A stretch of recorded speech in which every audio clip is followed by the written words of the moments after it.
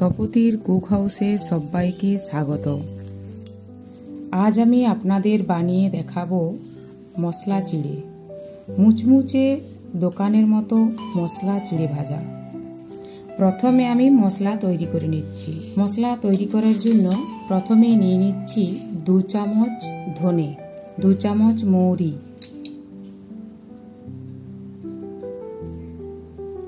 1 চামচ গোটা জিরে।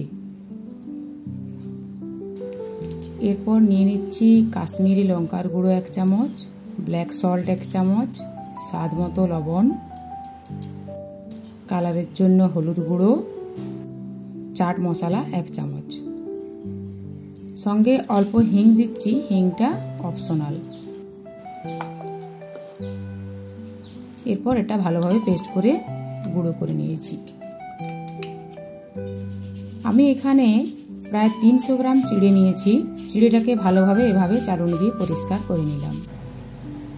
1 বাটি বাদাম নিয়েছি, চিনে বাদাম, ওটা ভালোভাবে তেলে ভেজে নিচ্ছি। গ্যাসটা অবশ্যই হাই ফ্লেমে রাখতে হবে। এভাবে দেখুন বাদামগুলো কীরকম ফেটে ফেটে গেছে, মানে বাদাম ভাজা হয়ে গেছে।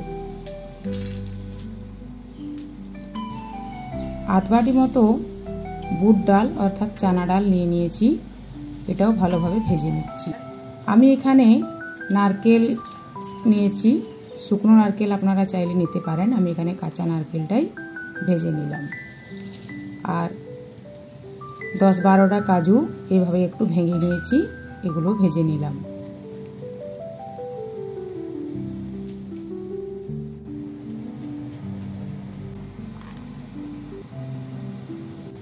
হাফ কাপ কিশমিশ নিয়েছি, কিশমিশটা ভেজে নিচ্ছি। কিশমিশ জানেন খুব তাড়াতাড়ি তুলে নিতে হবে, না হয় কালো হয়ে যাবে। কিশমিশ ভাজা হয়ে গেছে। কয়েকটা কারি পাতা নিয়েছি, কারি পাতাটা তেলে দিলেই তেলটা ছিটকানোর সম্ভাবনা, তাই সাবধানে ভাজতে হবে, ভেজে নিলাম। এরপর চিড়েটা যে ইয়েতে করে ভাজবেন স্ট্রেনারে কম নিতে হবে, কারণ চিড়েটা অনেকটাই ফুলে উঠবে।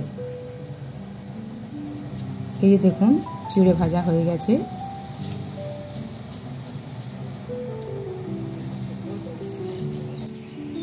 এইভাবে আমি সমস্ত চিড়েটা ভেজে নিলাম। এরপর কড়াইয়ে সামান্য সাদা তেল দিয়ে যে গুঁড়ো মশলাটা তৈরি করে রেখেছিলাম তার কাঁচা গন্ধটা যাতে চলে যায় তার জন্য হালকা করে ভেজে নিচ্ছি।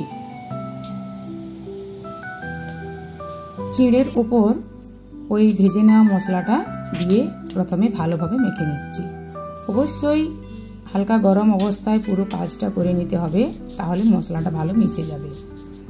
এখানে একটু যারা মিষ্টি পছন্দ করেন তারা চিনি দেবেন, যারা পছন্দ করেন না, না দিলেও চলবে।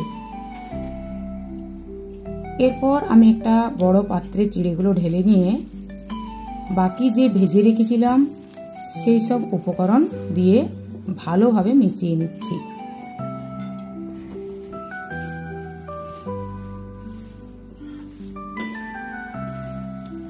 ভালোভাবে মেশানো হয়ে গেছে। দেখুন দেখতে কত সুন্দর হয়েছে এবং মুচমুচে।